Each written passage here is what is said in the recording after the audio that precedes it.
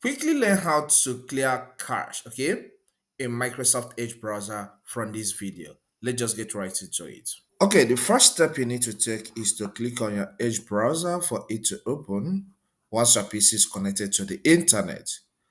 Then click on the three dots at the upper right of that browser, okay, that your Edge browser. And then from the list of options, select settings. On this settings page, you will see these options here. Select clear browsing data.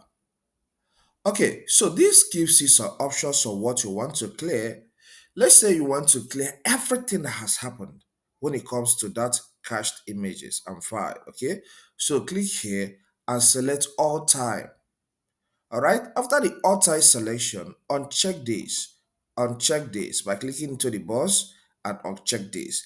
This is our interest. This is what we want to clear, only cached images and files, so that your browser will be faster and avoid any unnecessary errors. You can see here I have up to 231 MB cached, all right, cached images and files. So click on clear now.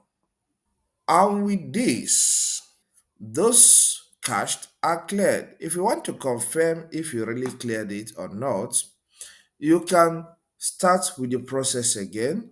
All right, just click here, select settings, okay, to confirm.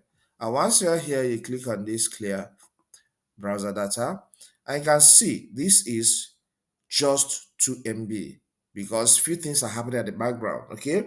But before we cleared it, it was 200 and something, all right, I think 235 MB. So, and that's all, okay?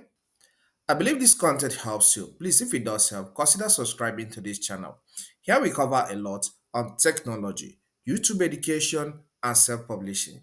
So if you're interested in any of these categories, consider subscribing to this channel, okay? Leave a comment in the comment section if you have some questions to ask concerning this or something that has to do with Microsoft Edge. Just drop that in the comment section and hit the like button so that YouTube will push this video to more people. You can watch this video here to learn more on web browsing. Thank you and see you some other time.